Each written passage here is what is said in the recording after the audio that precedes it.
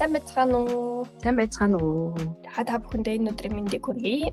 Өнөөдөр бид хоёр бас нэгэн сонирхолтой сэдвийн талаар ярилцахаар бэлдсэн байгаа. За энэ сэдв маань ямар сэдв бэ гэхээр дахин төрөлт гэсэн сэдв. Өөрөөр хэлбэл ер нь бид нар яагаад дахин төрөөд байдгийг, дахин төрөөд байх нь ер нь цаана ямар утга санааг илэрхийлдэг. Энэ нь ер нь бидний одоо сүнс хийж байгаа тийм ээ. Тэр сүнсний маань туулалттай ямар холбоотой юм бэ гэх мэт зүйлсийн талаар ярилцах болно. За одоо эхний асуултаа навч агшаас асууя. Ер нь дахин төрөл авалт гэж юу юм бол? За тайлбарлаж эхлэе. Одоо цаг үед бидний ихэнх нь мэдж байгаа тийм ээ. Хүн ер нь физик бие орхисны дараа дахин төрөл авдаг гэж бүгдээрээ бараг л мэдж байгаа бараг бүх хүн. За ингээд физик бие орхиод явлаа. За дараа төрөлтөө тэнд төрнө, энд төрнө, эсвэл одоо ингээд гэртээ хамаатан төрөл садандаа төрөөрөө ч юм уу иймэрхүү зүйлүүдийг бол мэдж байгаа шүү дээ. Тэгвэл заавал дахин ингэж төрөл авах ёстой юу гэвэл үгүй. Заавал тийм байх албагүй. Ер нь тэгэл физик бие орхисон бол дахин төрнө гэдэг ойлголт байдаг л болохоос биш заавал ингэж төрөх бол болтгүй.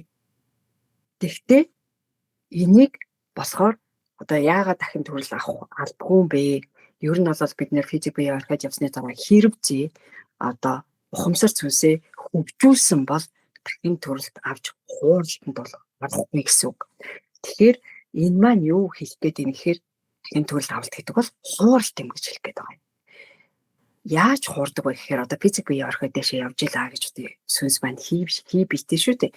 За тэгээд ингээд явж идэл чинь за энэ дэшээ гарахгүй чи дахин төрөл аавна. Яагаад гэвэл чи ийм нүгэл хийсэн байх. Ийм зүйл хийгээгүй. Ийм учраас чи дахин төр гэд ингээд дахин төрөл авах ёстой гэж ойлгуулдаг. Тэнгүүт хууралтанд ордог байна шүү дээ. За тэгвэл би ийм нүгэл хийсэн байх, ингэх юм байна. Би энийг хийгээгүй юм байна. Энийг хийх үүсэх ёстой юм байна ч юм уу. Ингээд дахин төрөл авах бол ордог. Хууртаад ордог гэсэн үг байгаа байхгүй юу? Өмнөөс биш хэрэгцээ бид нэр одоо тэрийг хууралт гэдгийг мэддэг бол дахин төрөх бол албагүй байна.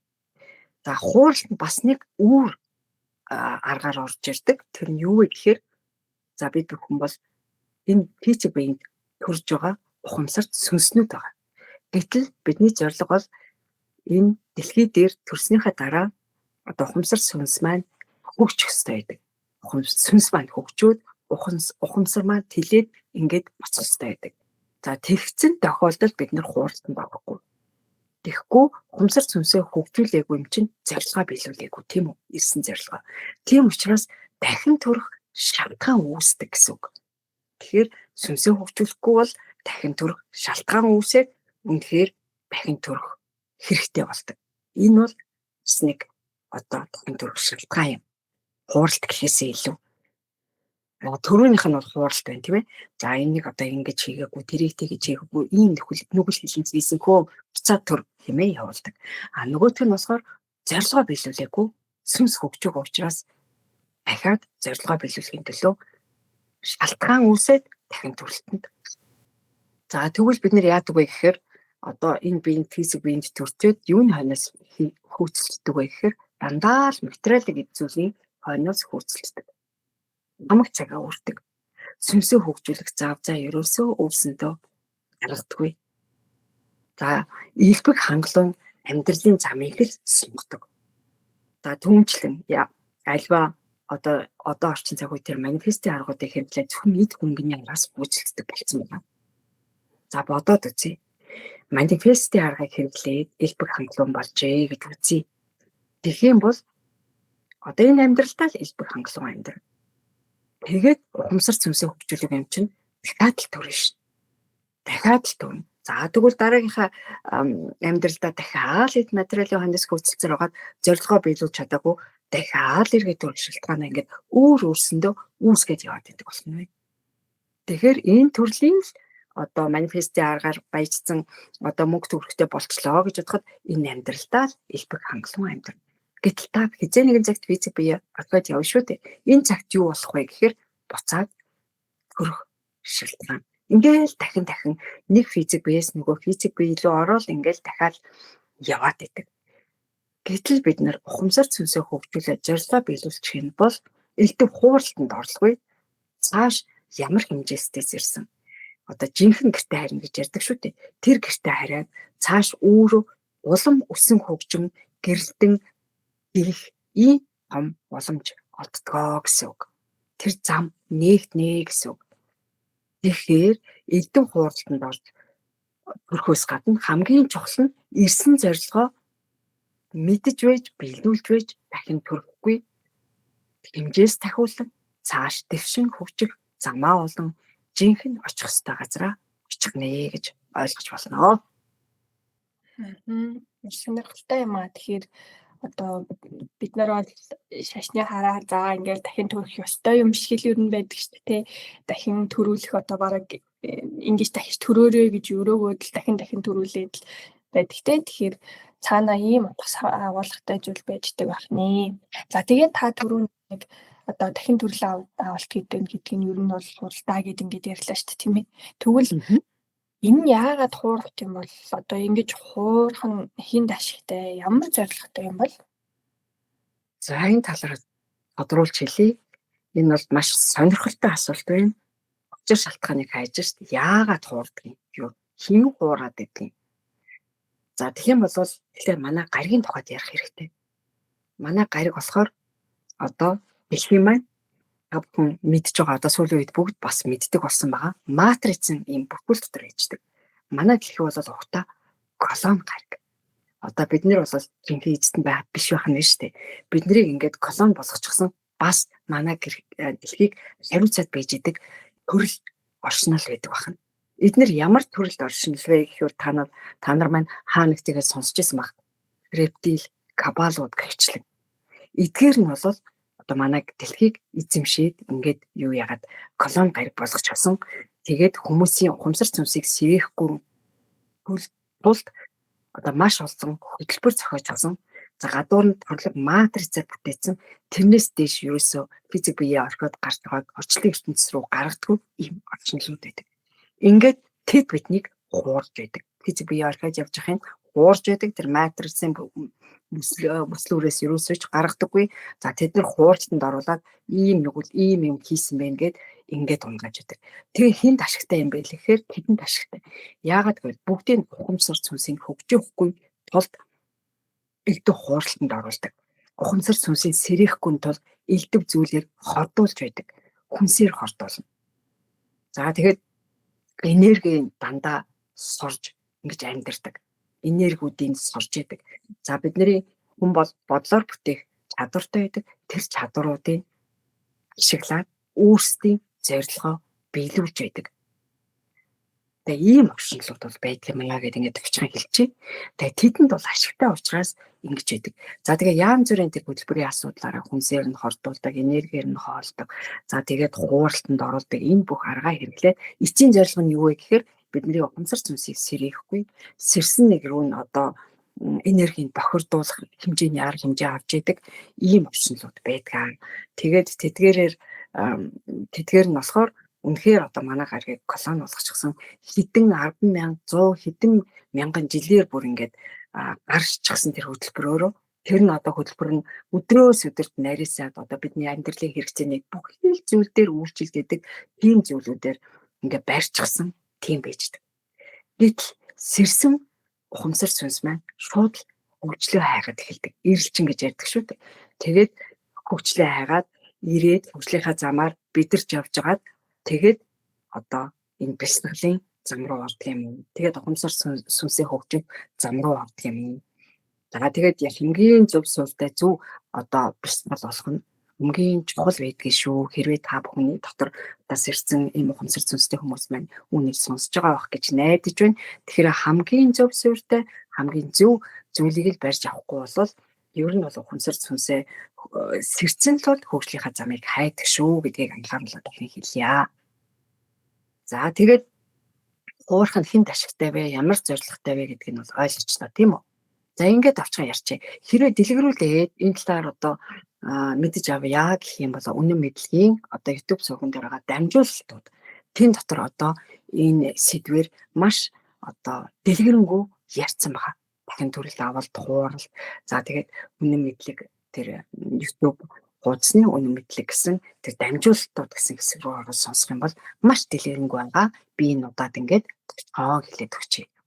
За маш сайн ойлгомжтой тайлбарж өглөө. Ер нь одоо ингээд бодохоор ихэнх хүмүүс орчлон ертөнцид нэг дэлхийн гариг, тэгээ нэг дэлхийн гариг дээр нэг бид нар гэсэн нэг хэдэн хүн төрөлхтөн л байгаа юм шигээр бодож сэтгэж яадаг ч тэгээд яг нас ураад буцаа төрөхдөө энэ дэлхий дээр буцаал амтын мөн бос төрөхөөс сонголтгүй мэтээр ингээд бас байж идэг юм хаагдмал одоо харах үнцтэй байгаа ч гэсэн хөтөлбөрийн нэг хэсэг байна тий. Гэтэл энэ орчлон ертөнцид төр чи хэдэн сая тэрбум гариг галактикууд байж байгаа. Тэгээд тэрний зөвхөн нэг нь л одоо энэ дэлхий гэдэг гариг. За тэгээд та бас сая дэлхий дээр ирсэн зорилго гэдгсэн тий сүнсний туулалт гэж бас их хүмүүс ярьдаг. Тэг хүмүүсийн одоо ойлголт энэ сэдв дээр янз бүр юм шиг санагддаг. Тэгэхээр та энэ туулалт сүнсний туулалт гэдэг талаар дэлгэрэнгүй тайлбарлаад өгөөч. За тэгэхээр туулалт гэж бид ярьдаг. Ялангуяа одоо сүнсний туулалт гэж бас байдаг. За үүнээс өмнө туулалт гэж ярихаас өмнө сүнсний ялгааны талаар хэлж өгье гэж бодож байна. Сүнсний хувьд болохоор энэ физик үед орж төрөхдөө хараас ирсэн ба тогтмол гэсэн хоёр ангилалд харьяалагддаг. За хараас ирсэн гэдэг маань гаригаас өөр оршин талаас ирсэн гэсэн үг. Тэгээд ирсэн сүнснэд хүний биед орж туулалт хийгээд сүнсээ хөгжүүлээд хэмжээс дахиудах зорилготой ирдэг. Өөрсдийнхөө одоо хөгжүүлэх зорилготой ирдэг байна шүү дээ. Альва нэгэн туулалт хийх гээд ирдэг байна. Суралцах зорилготой ирдэг бас. Тэд бол туулалт хийдэг. Хараас ирсэн сүнснүүд бол гаригаас өөр оршинлоос ирсэн. Альва нөхцөл байдлыг даван туулж суралцах хэрэгтэй байдаг. Тийм учраас туулалт гэж яриад байдаг. За тэгээд тэр туулалтын хугацаанд тэд хэр туулалтаа ухамсарлан сэрж туулж байгаагаар тодорхойлогдно. Хугацаа нь болохоор за яг одоо нэг насндаа ингээд ойлгохгүй ингээд дараа төрөл аваад дахин төрчлөө гэж үтэй. Туулалтаа биелүүлээгүй л дахиад төрнө штэ. За тэгээд тэр туулалтаа туулж дуусгаж байж тэд нар суралцаж байж мөн дээш хэмжээс тавьдаг. За тэгээд анх харахад бол их амархан харагддаг юм л дээ. Харин тийм харийн сүнснүүд болохоор маш сониуч байдаг. Тэгээд тэд үнэхээр ингээд санаанд нь багтаад за энийг болоод би туулаад ингээд хэмжээс ахиулж чадах юм байна гэж ингэж хардаг гэдэг. Тэгээд яг уу энэ башранд хэлэхэд бол тэд нэр ер нь бидчихсэн гэрээ хийж ирдэг энэ дэлхий дээр төрөлтөө. За тэгээд гэрээ хийхдээ бол ийм туулдаг ийм хамтрагчтай ингэж нөхцөлтөн оршноо гэдгээ ингээд харж байдаг. Тэгээ гэрээ хийгээд ирдэг гэж байна. Тэгээ эрэхтэй ой санамжаа ингээд ирчүүлээд ороод ирдэг учраас марчдаг. Тийм учраас тэд туултаач мөн таад ирнэ гэсэн үг. За тэгээд сэрлээ. Сэрээ туултаа хийлээ. Тэрийг гүйцэхгүй явчлаа. Тэнгүүд хаалт ингээд туулдаг. Энэ нь хэр хугацаатай байна вэ гэдгээр бид нэр туултаа ухамсарлаа сэрээд бүрэн хөгжсөний дараа л тэр хугацаанд тодорхойлогддог. Түүнээс тодорхойгүй хугацаагаар ирдэг байна шүү дээ. Уул нь бол амархан хүрддэг. За ингээд туулчих юм байна. Тэгээ эренгүүтээ ухамсараа нөрөө санджаа арчуулаад орж ирсэн учраас яг л бидэнтэй адилхан марчин гэсэн үг. Тэгээд ингээд хүн биеинд орж төрөөд за тэгэл туултаа туулж эхэлнэ, амьдарч эхэлнэ. За тэгээд сэрээд сэрсэн нэг нь туултаа ухамсарлаад туулж эхэлнэ, дуусгана, хөгжин, бицнэ. Ийм дагуултай явагддаг. Гэтэл ирээд гацчихдаг бас харгаргийн сүнснүүд болохоор ирж гацаад одоо туултаа ухамсарлахгүй, сэрэхгүй юм гэсэн үг шүү дээ. Мөн л эд материалын хойноос хөлсөлтөл хэдэн мянган жил, 10,000 жил болох нь энэ үгэнд. Тэгэхээр ямар ч тодорхойгүй хугацаатай байгааз. Тэгэхээр тэд нар маш одоо сонирхлын байдлаар хурж ирээд энд хитцэн одоо хөгжөөгүй ийм харийн сүнснүүд бол зөндөө байдаг. Тэд бол туулт хийдэг байна. Харин таригдмал сүнснүүд гэж түрүү хэлсэн тийм ээ. Тэд нар нь болохоор энэ дэлхий дээрээ төрөл авч байсан одоо хариг харигтай ямар ч хамааралгүй тийм сүнснүүд байдаг. Дэлхий дээрээ л байнга төрөл авч байсан хариас ерөөсөө ирээгүй. Тэдэнд туулалт гэж байхгүй харин суралцах хөгжих гэсэн зорилго байдаг. Тэгээ мөн төрөнийхтэй адилхан одоо тэр зорилгоо мартаад ингээ материалын амьдралын хойноос хөөцөлдөд байх юм бол ухамсарлаагүй сүнсээ хөгжөөгөө л тэд дахин л төрөөд идэг. Түрүү хэлсэнчлэн яагаад гэвэл сүнсээ хөгжүүлээгүй ухамсараа тэлээх учраас дахин төрөлтийн шалтгаанаа үүсгээд дахин л төрөөд идэг. Харин би ийм зорилготой юм байна гэд ухамсарлаж сэрээд сүнсээ хөгжүүлэх юм бол мөн одоо дээшээ дэвшин суралцах гэрэлт зам нь нээгтнээ. дэлхийн бүслүүрээс гарнаа гэсэн үг. Элдв хууралтанд орохгүй гэсэн үг байна. За ийм ялгаатай. Ингэж ярил ойлгомжтой сонсогдож байна уу? Маш ойлгомжтой, маш сонирхолтой юм. Одоо бид нар ингэж яддаг чинь харь гаргийнхан гээл. За бид нар нэг тустай шал өөр юм шиг харь гаргийнхан гэхээр бас нэг өөр юм шиг л ярьдаг. Гэхдээ ингэ бодохоор бид нар донд тэр харь гаргийнхан гэдэг байгаа буюу одоо харьяас ирсэн сүнснүүд хүн болоод ингэ адилхан л туулт хийгээд явж идэг бахны. Сүнс болгоны зорилго нь, туулт нь, за гарал үүсэл нь өөр байдаг юм байна. Ингээд өөр үргээд ярахаар нэг юм бас санаанд орлоо. Жишээ нь ингэж ирж байсан хүмүүс үсэн. За би урд наснда ийм амьтан болж төрсөн. Муур байсан, нохоо байсан. За байхдаа бүр маш олон удаа одоо ийм амьтан болж төрж байсан гэх мэтээр ярьжсэн зүйлүүд сонсч ирсэн. Тэгэхээр ингээх боломжтой юу? Одоо бид нар дахин төрөхдөө хүнээс гадна бас амьтны биед тэгж олон удаа төрөл авч одоо олон удаа амьтан болж төрөх боломжтой юм болов уу? За маш сонирхолтой асуулт байна. Тэгэхээр энэ хоёр бол ялгаатай зүйл. Юу нь ялгаатай юм гэхээр хүн төрөл авах, амьтны төрөл авах гэдэг хоёр нь ялгаатай. Ягаад гэвэл амьтанд бол сүнс хөгжихгүй хүн ухамсарал байдаг. Тэд ухамсараараа амьдрахаар дээгцсэн байдаг. Тэгэхээр амьтны бие дотор сүнс хөгжих боломжгүй. Сүнсний хөгжил явагдах боломжгүй гэд сая хэллээ тийм ээ. Тэгэхээр сүнс энд жишээ нь 100,000 удаа төрөл авлаа гэхэд 10,000-т нь амьтны төрөл авсан байх боломжгүй. Ягаад гэвэл тэр дотор сүнс хөгжихгүй нь шүү дээ. Зөвхөн ухамсарал хэлдэг, ухамсрын л хадгалалт байдаг байна шүү дээ. Энэ хоёр төрөл ялгаатай. Тэгэхээр амьтны төрөл авах нь нийт сүнсэнд муу. Ягаад гэвэл гэрлийн өсөлт байхгүй. Тэгэхээр бүр огтоос боломжгүй биш байх нь тийм муу байх нь шүү дээ амьтны төрөл авах нь. Тэгэхээр энд сүнс хөгжихгүй учраас тэрл авахгүй учраас муу байх нь. Зөвхөн ухамсар тэлдэг байх нь. Тэгэхээр эндээс харахад 100 удаа төрөл аваад зөвхөн ухамсараа зэлсэн дээр үү эсвэл хүний төрөл аваад сүнс ухамсараа зэрэг хөгжүүлсэн дээр үү?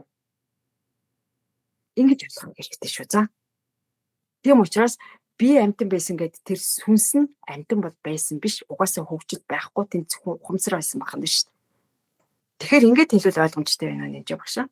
Тийм ээ маш ойлгомжтой байлаа. Баярлалаа. Тэгэхээр одоо би амьтан болоод төрчий ч юм уу те бас нөгөө тийм амьтан болж үзье ч юм уу тэгэж бас ярьдаг хүмүүс байдаг ш. Тэгэхээр гэх юм бол сүнсний өсөлт буюу гэрлийн өсөлт нь байдаггүй бахны. Зорилгоосоо өөр юм болоо явчих нэ. Тэгэхээр одоо таны хэлсэнчлэн харьяас ирсэн сүнсч бай, дэлхий дээр таригдмал сүнсч бай. Гол зорилго нь л өөрийгөө хөгжүүлэх буюу одоо ухамсараа тэлхээс гадна сүнсээ хөгжүүлэх юм байна. Тэгэхээр үнийг хүн болж төрж байж л аль алийг нь хийж чадах юм байна гэдгийг ойлгож авлаа. Тэгээд өнөөдрийн ярилцлаганаас маш олон шинэлэг мэдээллүүдийг авлаа. Тэгээд сонссон хүмүүс маань бас энэ талаар ойлголтуудаа зэгцэлсэн болов уу гэж бодож байна. Энэ талаар маш сонирхолтой мэдээллүүдийг өгсөн авч байгаагчтай талархлаа. Өнөөдрийн ярилцлага өндөрлөгөө баярлалаа. За тэгээд маш сонирхолтой асуулт асууж ингээд бусад хүмүүст бас дэм болон сайхан асуулт бэлдсэн хамтдаа бэлдсэн нэг явагчтай талархъя. За түр баяртай. Бүгдээрээ түр баяртай. Дараагийн бичлэгээр уулзъя.